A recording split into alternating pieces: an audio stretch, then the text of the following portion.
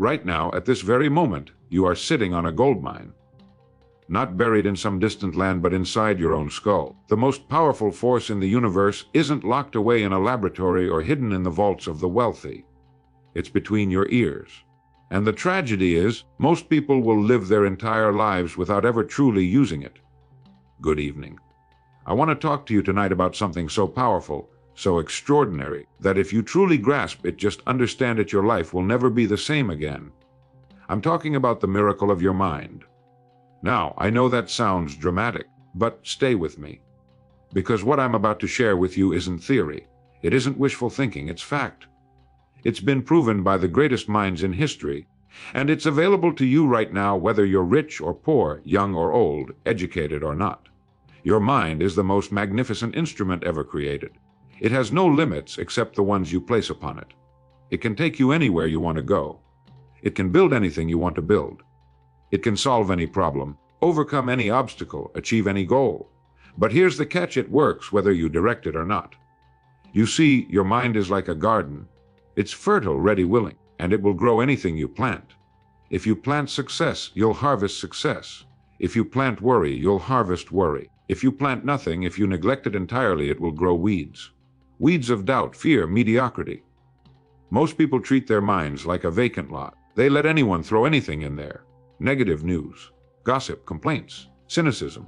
And then they wonder why their lives feel so cluttered, so stuck, so unfulfilled. But not you. Not anymore. Because once you understand this one principle, you become what you think about. Everything changes. Let me say that again. You become what you think about.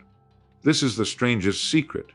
It's been taught by every great teacher, philosopher, and spiritual leader throughout history. Marcus Aurelius said, "Our life is what our thoughts make it." Buddha said, "All that we are is the result of what we have thought." The Bible says, "As a man thinketh in his heart, so is he." It's not magic, it's law. A law is reliable as gravity. If you think about success clearly, vividly, persistently, you will move toward it. Not because you're lucky, not because you're special, but because your mind, like a heat-seeking missile, locks onto the target you give it and pulls you toward it. Now, think about this for a moment. Think about the people you know who are unhappy. What do they think about most of the time? Their problems, their fears, what could go wrong. And think about the people who are successful, who are joyful, who seem to move through life with purpose and confidence. What do they think about? Their goals, their possibilities. What could go right? Same world, same opportunities, different minds. Here's something else that will astound you. Your mind cannot tell the difference between a vivid mental image and reality. When you imagine something clearly, when you see it, feel it, rehearse it in your mind, your subconscious accepts it as real. And it begins to work day and night to make that image a reality. Athletes know this. They visualize the perfect performance before they ever step onto the field. Inventors know this. They see the finished product before the first blueprint is drawn. And you can do the same thing. Whatever you want in life, a better career, financial security, stronger relationships, peace of mind, you can begin right now by creating a clear mental picture of it. Not wishing, not hoping, but seeing it as if it already exists. Because in your mind it does. Let me tell you about a man I once knew, good fellow, decent education, worked hard, or so he thought. But year after year, nothing seemed to change for him. Same income, same frustrations. One day over coffee, he looked at me and said, "Earl, I just don't get it. I'm doing everything right.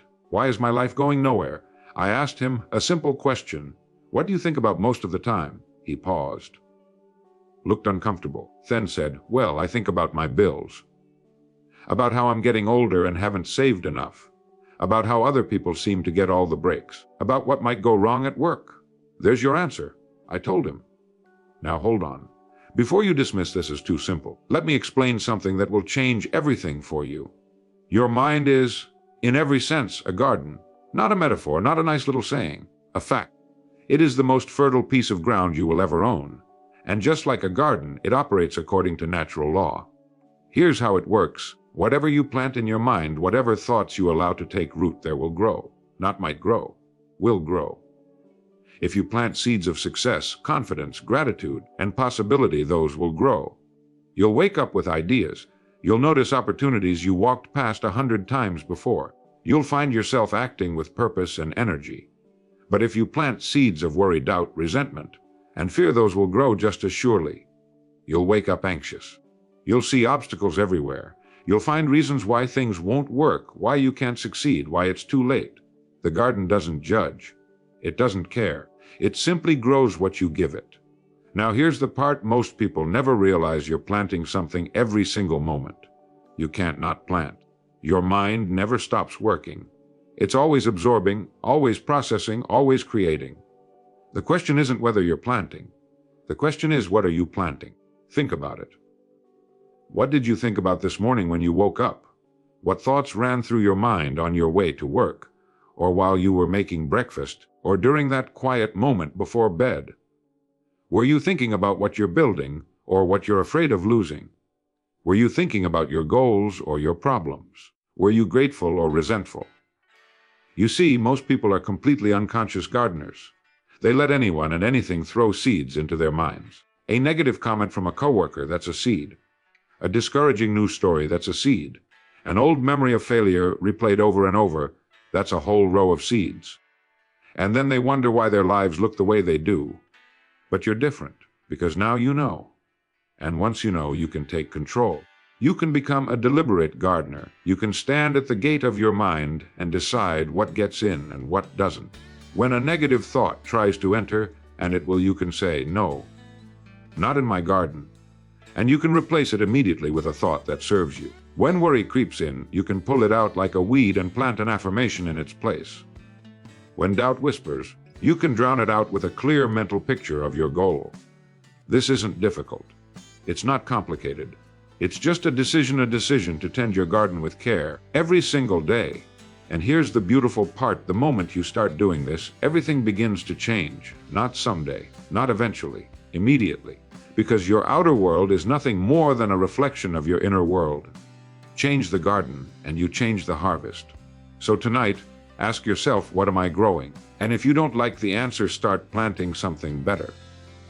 Right now, your mind is waiting, and it's ready to grow miracles. There's a story I want to share with you. True story. Happened to a young man in his early 20s, bright, capable, full of potential. But he was stuck, completely stuck. He'd wake up every morning with this gnawing feeling in his chest. I'm not good enough, he'd think. People like me don't make it. I don't have what it takes. Day after day, month after month, the same thoughts. And day after day, his life stayed exactly the same. Low-paying jobs, missed opportunities, a growing sense that maybe he was right, maybe he didn't have what it takes. Then one day, someone handed him a book. Simple book, old book, and in it was one sentence that stopped him cold. You become what you think about. He read it again, and something clicked. Now, let's stop right there for a moment, because I know what you might be thinking. Earl, that sounds too simple. Life is more complicated than that. And you're right, life is complicated. But the law isn't.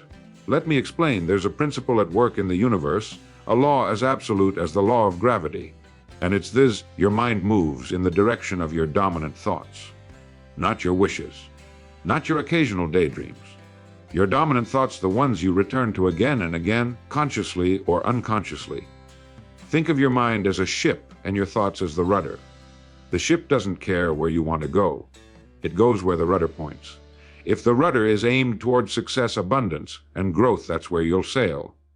If it's aimed toward fear, doubt, and limitation, well, you'll arrive there just as surely. The mind is neutral. It doesn't judge your thoughts. It doesn't say, oh, that's a terrible idea, I won't help you with that. No, it simply accepts what you give it and goes to work making it real. If you think about failure, if you replay your mistakes, if you rehearse worst-case scenarios, if you tell yourself you're not smart enough, not talented enough, not deserving enough, your mind accepts that as your instruction, and it begins to arrange your life accordingly. You'll hesitate when you should act. You'll overlook opportunities. You'll sabotage yourself in subtle ways you don't even notice. Not because you're weak, not because you're cursed, but because you've programmed your mind for failure. On the other hand, and here's where it gets exciting if you think about success, if you hold a clear picture of the person you want to become and the life you want to live, your mind accepts that as your instruction. And it goes to work. It sharpens your awareness. It guides you toward the right people, the right books, the right ideas. It gives you energy when you need it, courage when you're afraid, persistence when things get tough. Not because you're lucky, because you're aligned. Now, think about the most successful person you know personally. Not a celebrity, someone you actually know. I'll bet you anything that if you spent a day with them, you'd notice something. They think differently. They don't dwell on problems, they focus on solutions. They don't rehearse their fears, they visualize their goals. Ask, what if I fail? They ask, what if I succeed? Same world, same challenges, different thoughts. And that makes all the difference. Here's what I want you to understand. You are right now becoming what you think about. Not tomorrow, not someday, right now. If you're thinking about lack, you're becoming a person of lack. If you're thinking about abundance, you're becoming a person of abundance. If you're thinking about your limitations, you're strengthening them. If you're thinking about your possibilities, you're expanding them. It's automatic, it's constant. It's law. That young man I told you about, once he understood this nonsense, he really got it. He made a decision. He decided to think about success the way he used to think about failure. Constantly, vividly, with conviction. And within 2 years, his entire life had changed. New career, new income, new confidence, same person, different thoughts. So here's the relief, the good news, the absolute truth. You have complete control over this. You can't control the economy. You can't control other people. You can't control the past. But you can control what you think about. And the moment you do, the moment you take charge of your thoughts and aim them deliberately at your goals, you stop being a victim of circumstance and become the architect of your destiny. You become what you think about. Choose wisely. I remember talking to a woman once, successful businesswoman, sharp as a tack, who told me something that haunted her. She said, every night before an important meeting, I lie awake imagining everything that could go wrong. I see myself stumbling over my words, forgetting key points, watching people lose interest. And you know what? When I walk into that room the next day, it's like I've already failed. My hands shake. My mind goes blank. It's as if I've lived through the disaster before it even happens. She looked at me and said, why does this keep happening to me? I asked her one question. How many hours have you spent imagining failure compared to imagining success? She didn't answer. She didn't have to. Now stay with me here, because what I'm about to tell you is one of the most important discoveries you'll ever hear about how your mind works. Your subconscious mind, the part of you that controls your habits, your emotions, your automatic responses, cannot distinguish between a vivid mental experience and a real one. Let me say that again, your mind cannot tell the difference between something you imagine clearly and something that actually happens. When you vividly picture yourself failing, when you see it, feel it, hear it in your mind, your nervous system responds as if it's real. Your heart rate increases, your muscles tense, stress hormones flood your body, and your subconscious files that experience away as memory. So when the actual moment arrives, your mind says, oh, I've been here before. I know how this goes. And it runs the program you've already installed. But here's the thing, it works both ways. When Olympic athletes close their eyes and visualize the perfect dive, the perfect routine, the perfect race, when they see themselves executing flawlessly, hearing the crowd, feeling the victory, their muscles actually respond. Studies have shown that the same neural pathways light up during vivid visualization as during actual physical performance. They're not pretending. They're programming. They're teaching their subconscious mind what success looks and feels like. And when the moment comes, their mind says, oh, I've been here before. I know exactly what to do. Same principle, different outcome. Now think about what this means for you. Every time you replay a past failure, you're not just remembering, you're rehearsing. You're practicing for the next failure. Every time you imagine the worst-case scenario, you're not preparing yourself, you're training yourself to create it. Your mind is the most sophisticated simulator ever created. It's running programs 24 hours a day. The question is, who's writing the programs? Most people are running programs they inherited from their parents, their teachers, their past experiences, their fears. They're replaying old scenes over and over, wondering why their life feels like a rerun. But you don't have to do that anymore. Because now you know the secret. If your mind can't tell the difference between imagination and reality, then you can use your imagination to create your reality before it happens. You can rehearse success the way that woman rehearsed failure. You can practice confidence. You can visualize yourself speaking clearly, acting decisively, achieving your goals. You can see the outcome you want so clearly, so repeatedly, that when the moment arrives, it feels like the most natural thing in the world. Not because you're fooling yourself, because you're training yourself. Here's what I want you to do starting tonight. Spend 5 minutes before you sleep seeing yourself as the person you want to become. Don't just think about it, experience it. See what you'll see. Hear what you'll hear. Feel what you'll feel.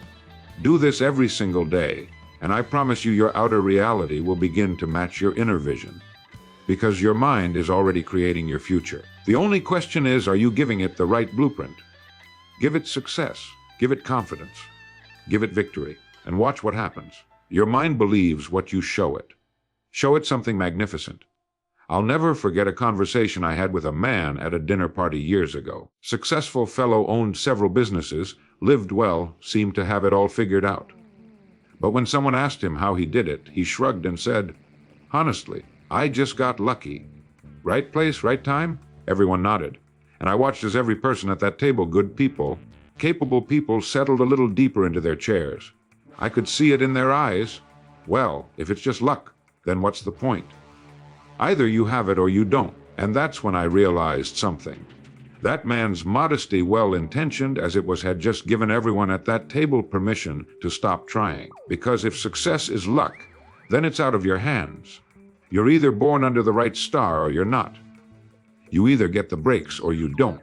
And all you can do is hope. But let me tell you something, and I want you to hear this clearly.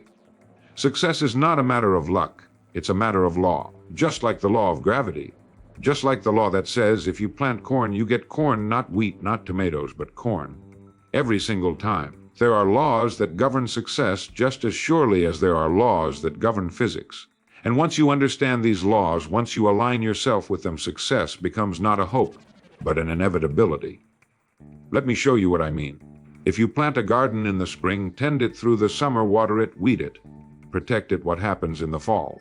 You get a harvest. Not sometimes. Not if you're lucky. Every time. That's law.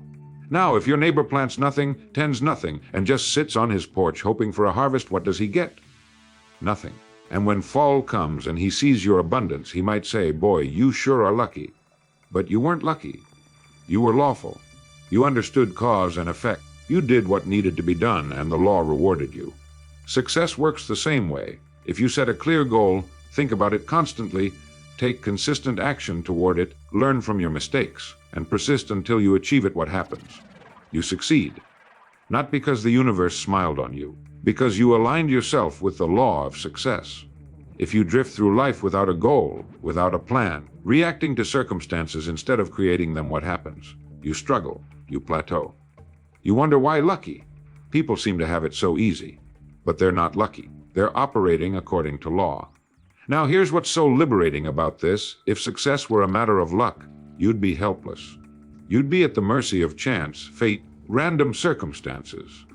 But since it's a matter of law, you're in control. You don't need the right connections, though they help. You don't need a perfect upbringing, though that's nice. You don't need to be in the right place at the right time, though sometimes timing matters. What you need is to understand the law and apply it. And the law is simple: we reap what we sow. Not what we wish for, not what we hope for, what we sow. Sow clear thinking, and you reap clear results. Sow consistent effort, and you reap steady progress. Sow value in the marketplace, and you reap financial reward.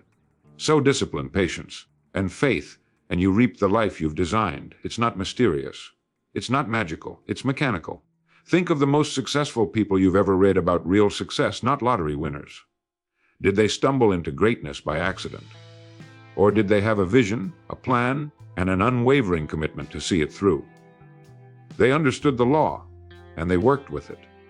Here's the beautiful part: the law doesn't care who you are. It doesn't care where you came from, what you look like, or how many times you've failed before. It works for anyone who works with it.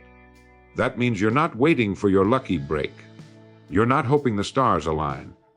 You're not praying for someone to give you a chance. You're simply planting the right seeds, tending the garden, and trusting the harvest to come. And it will. Because that's the law. So stop waiting for luck. Start living by law. The results will take care of themselves. A few years ago, I read about a study done at a major university. Researchers wanted to know how much of our mental capacity we actually use in our daily lives. The results were staggering and, frankly, disturbing. They found that the average person uses somewhere between 5 and 10% of their mental potential. Some estimates put it even lower. Think about that for a moment. 5 to 10%. That means 90% or more of your mental power, your creativity, your problem-solving ability, your capacity for achievement is sitting there, untapped, like a powerhouse with the lights turned off. And here's what really troubles me: most people will live their entire lives and never even know it's there. They'll go to their graves with their music still in them, as someone once said. All that potential, all that possibility, unused. Now, you might be thinking, well, Earl, maybe that's just the way it is. Maybe we're not meant to use more than that. But hold on, let me ask you something. When was the last time you were truly absorbed in something you loved? Maybe it was a project at work that excited you. Maybe it was helping someone solve a problem. Maybe it was learning something new that fascinated you. In those moments, didn't you feel sharper, more energized? Didn't ideas come to you easily? Didn't you accomplish more in a few focused hours than you normally do in days of ordinary effort? That wasn't a fluke. That was you accessing more of your mind's capacity. That was the powerhouse turning on. Here's what happens to most people: they settle into routines. They stop learning, stop growing, stop challenging themselves. They do the same things the same way year after year. They think the same thoughts, hold the same opinions, see the same possibilities or lack thereof. And their minds, magnificent as they are, begin to atrophy. Not because they're broken, but because they're not being used. Your mind is like a muscle. Use it and it grows stronger. Neglect it and it weakens. But here's the crucial part: your mind wants to be used. It's designed for growth, for challenge, for expansion. It's hungry for goals, for problems to solve, for new territories to explore. When you give it a worthy target, when you ask it to figure out how to achieve something meaningful, it comes alive. It starts making connections you never noticed before. It shows you opportunities that were invisible yesterday. It gives you energy, focus, and determination you didn't know you had. That's not superhuman. That's just more of your mind waking up. And here's the tragedy. The reason most people don't succeed isn't because they can't. It's because they never ask their minds to do anything significant. They never set a goal big enough to require more than that 5 or 10%. They coast.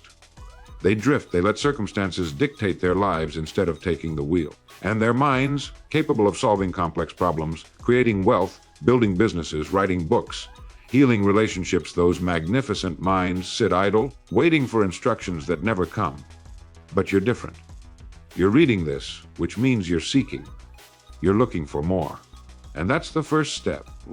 Because the moment you decide to use more of your mind, the moment you give it a clear, definite goal and demand that it show you the way, everything changes. You don't have to know how to use 90% of your capacity.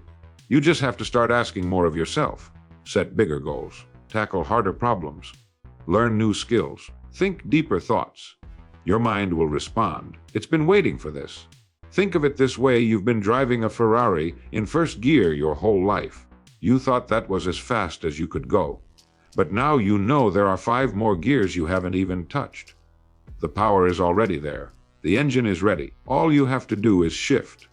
So here's what I want you to understand. You're not limited by your circumstances. You're not limited by your education or your background or your age. You're limited only by how much of your mind you're willing to use. And starting today, you can use more. Set a goal that scares you a little, one that requires you to grow, and watch as your mind rises to meet it. The miracle isn't that some people succeed. The miracle is that so few even try. Don't be one of them. Now, let me be clear. This isn't about daydreaming. This is about thinking with purpose. It's about taking control of the one thing in life. You have complete control over your thoughts. And once you control your thoughts, you control your actions. And once you control your actions, you control your results. Success isn't a roll of the dice. It's not reserved for the lucky few. It's the natural result of thinking and acting in harmony with universal law. But here's the part most people miss. You have to decide. You have to choose a definite goal, write it down, and think about it every single day. Not occasionally, not when you feel like it, every day. Because your mind is like a muscle. The more you use it with intention, the stronger it becomes. The more you feed it positive, constructive thoughts, the more it delivers positive, constructive results. And here's the miracle. You don't have to know how it will happen. You don't have to have all the answers. You just have to know what you want and hold that picture in your mind with absolute faith. Your subconscious will take care of the rest. It will guide you to the right people, the right ideas, the right opportunities. It will work through you in ways you can't even imagine. But only if you give it a target, only if you plant the seeds. So tonight, I want you to ask yourself, what have I been planting? What thoughts have I been feeding my mind? Are they thoughts of abundance or scarcity? Are they thoughts of possibility or limitation? Are they thoughts of gratitude or complaint? Because I promise you this, 6 months from now, a year from now, 5 years from now, you will be exactly what you think about today. Not what you say you want, what you think about. And that, my friend, is both the great challenge and the great opportunity of life. You have been given the most powerful tool in existence, the miracle of your mind. The question is, will you use it?